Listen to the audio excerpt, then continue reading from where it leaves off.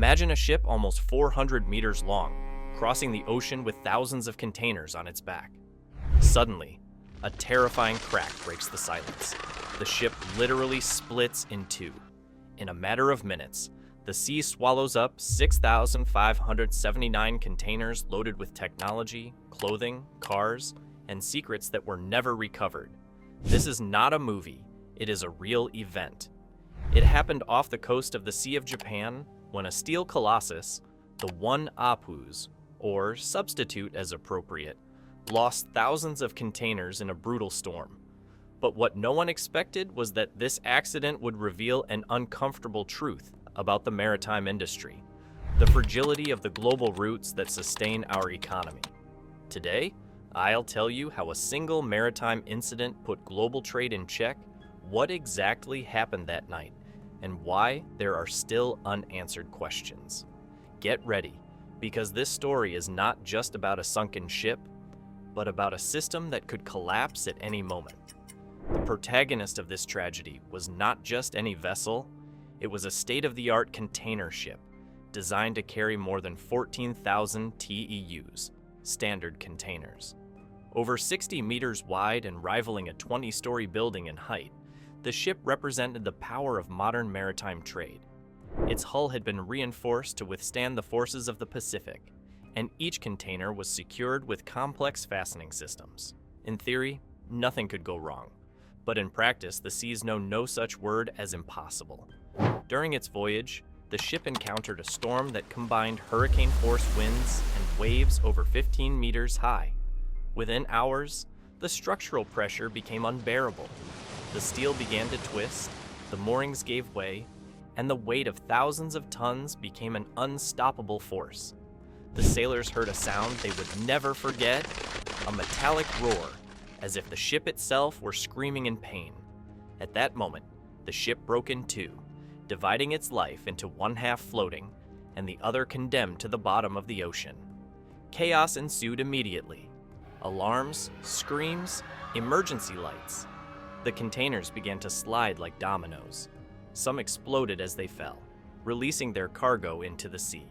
Others sank immediately, disappearing beneath the waves without a trace. The captain gave the order to abandon ship. Amid the darkness and the roar of the wind, the crew descended into the lifeboats. Despite the magnitude of the disaster, miraculously, there were no fatalities. But the material losses were incalculable.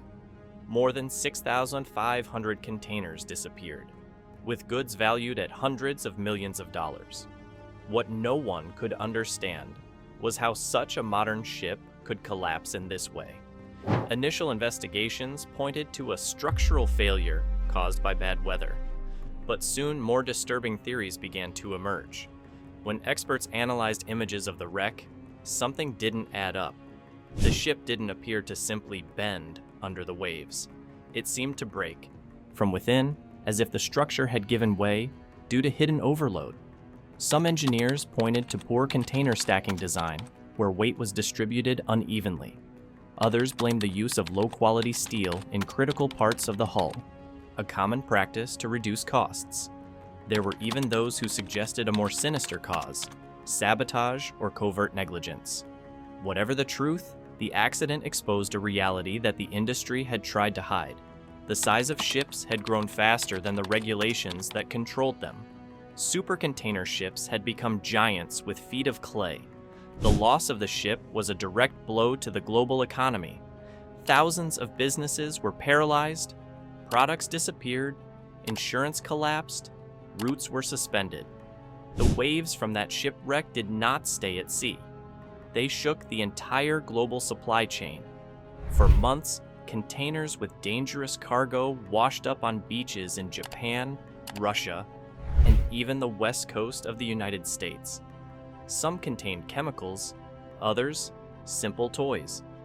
But they all told the same story: the fragility of modern global trade.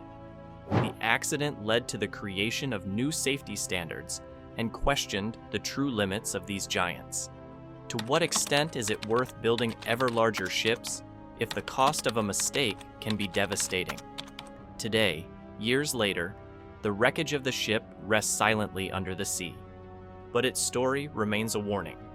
Technology may be powerful, but nature always has the last word. Each of the 6,579 lost containers was more than an economic loss. It was a reminder that human ambition has physical and moral limits. In our eagerness to accelerate trade, we forget that even the strongest steel can break if pushed too far. The next time you see a ship on the horizon, remember this story. Behind that peaceful image lies a global network of risks, decisions, and invisible sacrifices.